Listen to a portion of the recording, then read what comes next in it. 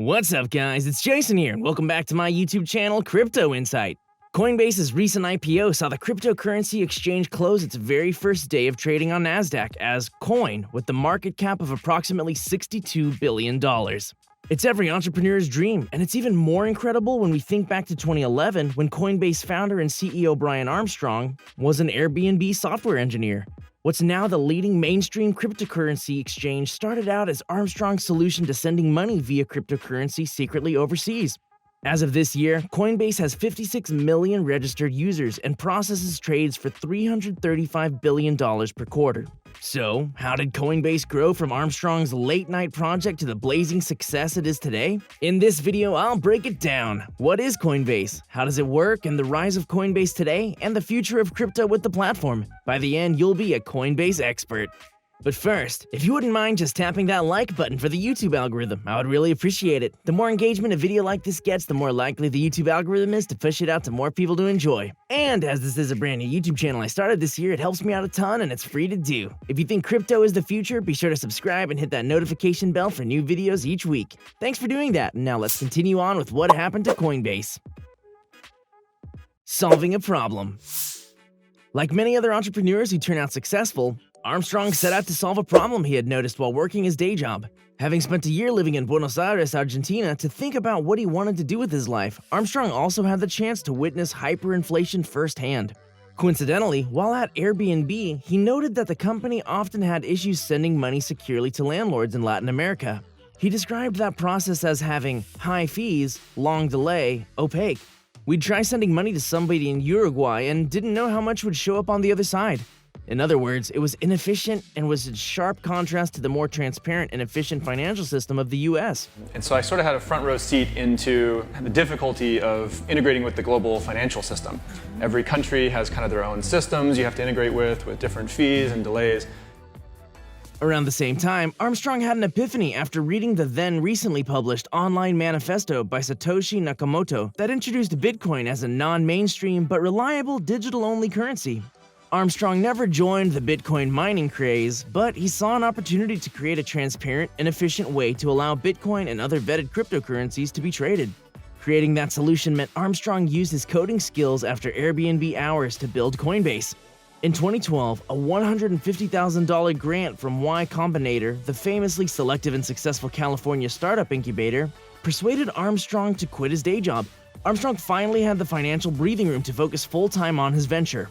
Luckily for him, Fred Ersham, an alum of Goldman Sachs, also joined Airbnb.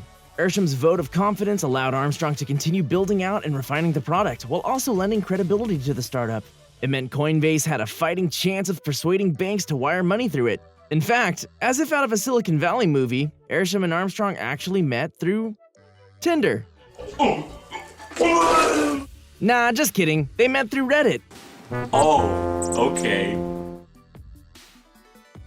Growing a company. Coinbase started in earnest from a two-person company of Armstrong and Ersham from a two-bedroom apartment that they even shared with another company. However, in the first 2 years of it being a business, it grew to more than 1,000 employees. While it has only gone public in 2021, its ability to scale quickly has been fueled by several rounds of venture capital investment.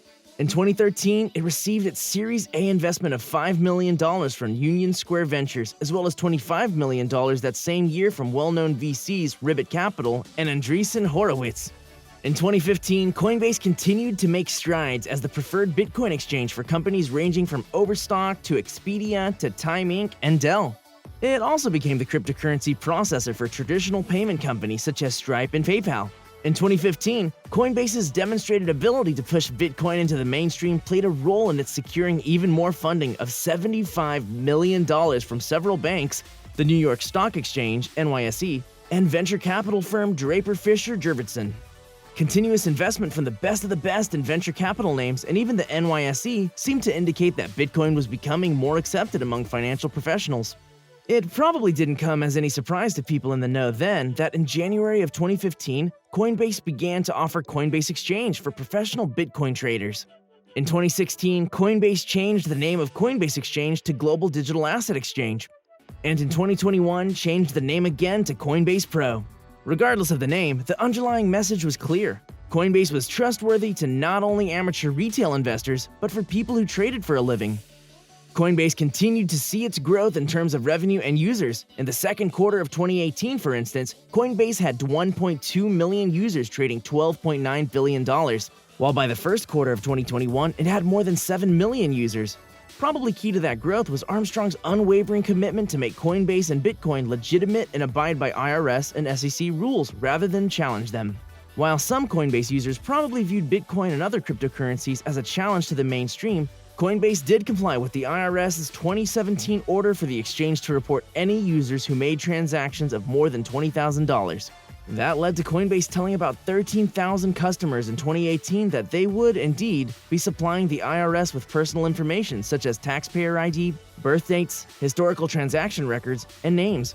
It should have become clear from that point on to all users that Coinbase was, and intended to be, the mainstream and legitimate cryptocurrency exchange trusted by the IRS, SEC, and governments around the world, not an underground movement. Our vision is to have 1 billion people in, say, 5 to 10 years accessing an open financial system through our products every day. And when we've done that, we will have materially changed the economic freedom of the world, and we'll have bent the shape of that curve. Guiding principles of growth. Armstrong has always been clear about his principles and why he even got into the crypto business. No, it's not only to make a lot of money. Rather, Armstrong explained that I wanted the world to have a global, open financial system that drove innovation and freedom.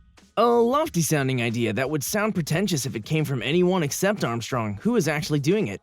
Coinbase's strategy to cryptocurrency dominance seems to be working with the system to change it, rather than protesting or revolting. Well, what we're going to do is create what we call the open financial system, which just means that we're going to use cryptocurrency and the smartphone revolution, things like that, to actually inject economic freedom into these countries all over the world. Ultimately, Armstrong wants individuals to be able to send or receive cryptocurrency in a border-free world. It would mean that individuals are less reliant on banks, corporate payment processors, and governments when deciding what to do with their money.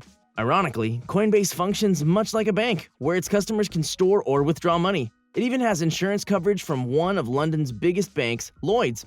Like a bank, it has its own security analysts and specialists, with about 41 employed as such in 2020, working to ensure that Coinbase justly maintains its reputation as the most secure way to currently trade crypto. The disruption of institutional and centralized finance for now involves Coinbase developing its line of corporate businesses who want to use blockchain technology. Chief Operating Officer Emily Choi has grown that line of business, persuading more firms both in the US and in China to begin adoption and tweaking of artificial intelligence with cryptocurrency trading. In addition, Coinbase has been successful in being a leader in the debit card space. In 2020, it was the first among its peers to have the ability to issue debit cards through credit card company Visa. The Coinbase Visa partnership cuts out the middle person who would otherwise need to issue the debit card and accordingly charge a fee for doing so. It makes it cheaper for the end user and grants a sense of legitimacy to Bitcoin, cryptocurrency, and most certainly Coinbase. Just how vast of a network does that legitimacy create? It allows Coinbase debit card holders to use their card at 46 million locations, including ATMs, that accept Visa. Yeah, then today the payment went through the second time we tried it. As it works hand-in-hand with institutional forces, it's also changing the course of institutional attitudes towards what counts as money and how it should be regulated. For instance, last month, Coinbase launched the Crypto Council for Innovation with financial giants Fidelity and Square to have a well-funded and united stance on how to best support the crypto industry. Only a few days before it went public, Coinbase also joined the DeFi Alliance, a Chicago-based organization that specializes in providing support to decentralized finance, DeFi, startups. Coinbase made it clear that it had not accepted funding from the DeFi Alliance, but that they did share a mission in wanting to grow the DeFi industry legally. Just like I want to grow this YouTube channel legally, so click that subscribe button. Future plans to continue growing. Brian Armstrong and his team want to continue growing Coinbase by expanding its international presence, deepening its hold on the American market, and seemingly diversify its array of products and services. As of 2021, Coinbase is an operational platform in more than 30 countries, ranging from Italy to Malta and Switzerland. In terms of trying to monopolize the American market, Coinbase could go about it in several ways, the most obvious of which is simply by increasing the number of crypto products offered on the platform, with Coinbase currently supporting 90 crypto assets. However, this may be slow going as Coinbase has built its reputation as being secure and trustworthy, partially because it is selective about which crypto assets it supports. It has been straightforward that it lists crypto by being selective and deliberate, with the addition of new crypto assets also being on a jurisdiction-by-jurisdiction basis. In an effort to streamline its process and become as inclusive as possible while also being meticulous, Coinbase even created an asset hub. It's a standardized way of allowing any crypto asset issuer to apply for approval and check if their application has been approved or denied. It's part of Coinbase's overall attempt to fulfill its directive of listing every compliant asset possible, according to Surojit Chatterjee. In addition to adding other crypto assets, Coinbase could also be considering creating its own tokenized assets. CoinDesk points out that in its S1 filing, Coinbase alluded to that possibility by writing that our board of directors will be authorized, subject to limitations prescribed by Delaware law, to issue common stock in one or more series in the form of blockchain-based tokens. Coinbase itself is not legally authorized to do so because it is not licensed as a broker-dealer or an alternative trading system. However, its subsidiary, Coinbase Capital Markets, does happen to be an SEC-registered broker-dealer, making a Coinbase crypto asset a possibility. With its strong branding and marketing recognition as a reputable platform, any Coinbase crypto asset would likely face less scrutiny and skepticism than meme assets like Dogecoin in its initial stages at least. Coinbase could also begin to offer ways for developers worldwide to integrate Coinbase as a payment processor into their applications. It also fits into the main ways that Coinbase already makes money: transaction and subscription fees. So much so that as of 2020, transaction fees actually made up 86% of its revenue. In contrast, subscriptions and services accounted for 4%. Those subscription and services fees are earned whenever Coinbase holds assets under custody and validates crypto transactions. The company also earns licensing fees from its data analytics tool, which monitors blockchain transactions. Mostly law enforcement and financial institutions like banks use it. Though it's currently a minuscule percentage of its revenue, it has grown 126% year over year. It's a one-time investment in its own brand and software that could yield more revenue year after year and allows Coinbase to have more diverse revenue streams. Key takeaways. And that brings us to today. With the success of Coinbase, even if the company and its leadership took its time to diversify its offering and expand further internationally, it would still be a success story. Brian Armstrong started out as a 9-to-5 worker, albeit at a highly coveted company, who made it. Let's think about every office worker who's wanted to strike out on their own but hasn't yet, or who has but couldn't remain afloat financially. Coinbase withstood the shock of Bitcoin having gone to almost $20,000 in 2017 and then losing almost a third of its value in just one day. In 2018, it sank to $3,122. Many Coinbase users and investors probably doubted the long-term future of the company. At that time, even a third of its own employees left. Armstrong, employees, investors, and users who stuck it out may feel the better for it since Bitcoin reached an all-time high of $61,712 this past year.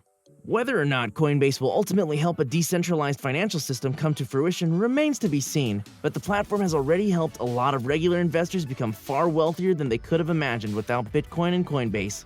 There's also still the underlying problem, as the common saying goes, not your keys, not your coins. So the successful future of Coinbase is not guaranteed as decentralized exchanges take off. So with that said, thank you so much for watching my video. There was a significant amount of research and production that went into making this video possible. As this is a brand new YouTube channel I just started this year, if you enjoy videos like this, please click the subscribe button and hit that notification bell. If you haven't seen already, check out my video on the rise and fall of LA Gear sneakers or the rise and fall of True Religion jeans. As always, stay happy and healthy and stay tuned for another episode of Company Insight next week.